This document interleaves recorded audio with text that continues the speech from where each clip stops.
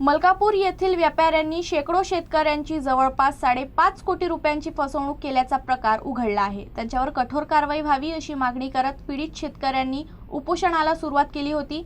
मात्र पोलिसांनी या प्रकरणी कारवाईचे आश्वासन दिल्यानंतर शेतकऱ्यांनी उपोषण तात्पुरतं मागे घेतलं आहे।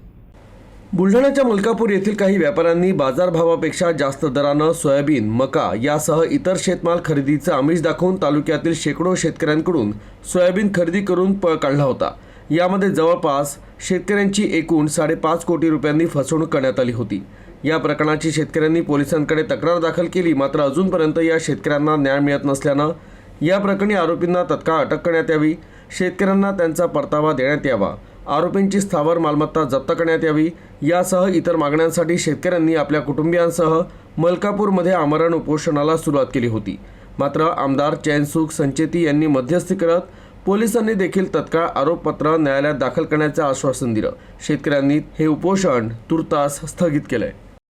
अनिता खर्चे मी आमचे पैसे त्यांनी इतके डुबवले। कोणी डुबवले? प्रफुल्ल डॉक्टरना एवढे डुबवले की आम्ही म्हणजे कंगाल होऊन गेलो।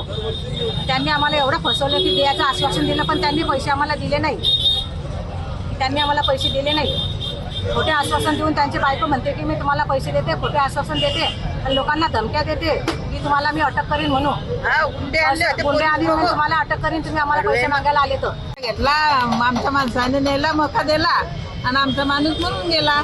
आता आम्ही आमचे पोरं सोरं आम्ही काय खा काय ठेवा, आता कसं काय पोरायचे काम धंदे करा, शिक्षण पाणी शेतीला काय लावा। आम्ही बिमार आहे, पैसा कुठून आमचा माल घेतला आणि पैसे देऊन नाही राहिले आमचे।